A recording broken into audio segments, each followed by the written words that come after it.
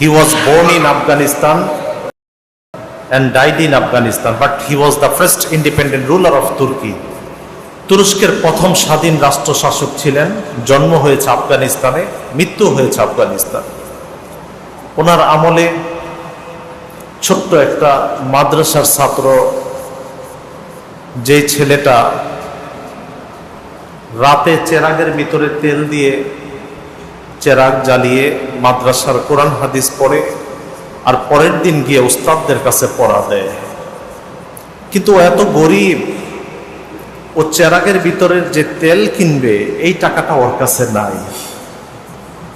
একজন বিধর্মী, আপনার কথা কি বোঝা যায় তো? একজন বিধর্মী কিন্তু মুসলমান না, সে অনেকদিন যাবত এই মাদ্রাসার ছাত্রটাকে টাকা দিয়েছে।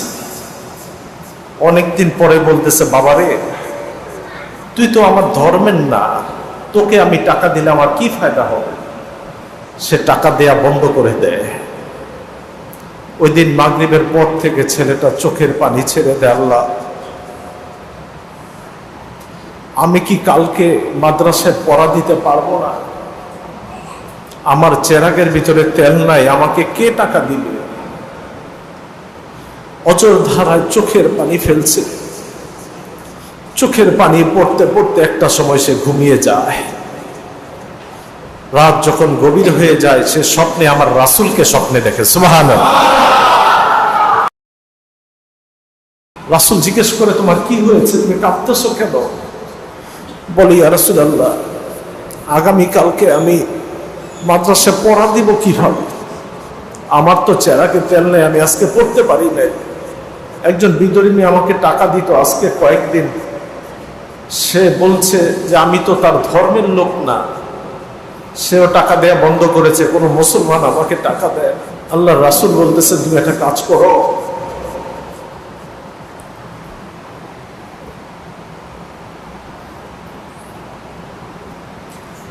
পরের দিন সকালবেলা তুমি সুলতান মাহমুদ গজনবী, যিনি রাষ্ট্রপ্রধান আছেন, তুরস্কের বাদশা, ওনার কাছে গিয়ে বলবা আমি রাসূল ওকে বলেছি, যে সুলতান মাহমুদ গজনবীকে বলবো আমি রাসূল বলছি, ও যেন তোমার পড়ার খরচ দেয়। সুবহানাল্লাহ বলেন। সকালবেলা ঘুম থেকে উঠে ফজরের নামাজ পড়ে যখন রাজ দরবারে যায়, সুলতান মাহমুদ গজনবী জিজ্ঞেস করে, তুমি ছোট মানুষ কেন এসেছো?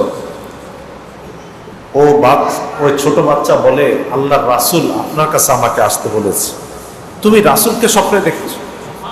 ও আবার রাতে রাসূলকে জিজ্ঞেস করেছে, ইয়া রাসূলুল্লাহ, সকালবেলা আমি গিয়ে যে সুলতান মাহমুদ গজনবীকে বলবো যে আমি আপনাকে দেখেছি, আপনি আমাকে বলেছেন, ও তো বিশ্বাস করতে চাইবে না, আমি তো ছোট মানুষ। তুমি সুলতান মাহমুদ গজনবীকে বলবা যে আজকে কয়েকদিন যাবত সুলতান মাহমুদ গজনবী আমার উপরে দুরূদ পড়ে না, ও প্রতিদিন ঘুমাবার আগে আমার উপরে 5000 বার দুরূদ পড়ে, আজকে কয়েকদিন পড়ে না। তুমি শুধু এটাই বলবা। বলেন আল্লাহু আকবার।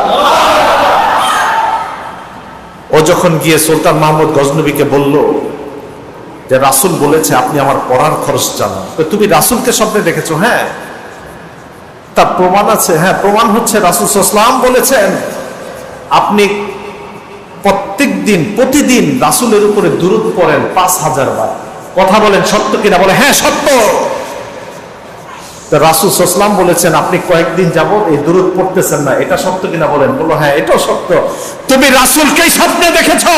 মৃত্যু পর্যন্ত আমি যতদিন বাঁচি তোমার পড়ার খরচ আমি সুলতান মাহমুদ গজনবী চালিয়ে দেব। সুবহানাল্লাহ।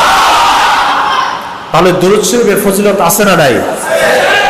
আপনি যদি সুনানুন নাসাইতে যান, আনাস ইবনে মালিক থেকে হাদিস 1297, 1297 নম্বর হাদিস, আল্লাহ রাসূল বলেন, মান সাল্লা আলাইয়া সালাতান ওয়াহিদা সাল্লাল্লাহু আলাইহি আশরা সালাওয়াতিন, কেউ যদি আমি রাসূলের উপরে মহব্বত করে একবার দুরূদ পড়ে, আল্লাহ রাব্বুল আলামিন তাকে 10টি রহমত নাজিল করে দেন। সুবহানাল্লাহ।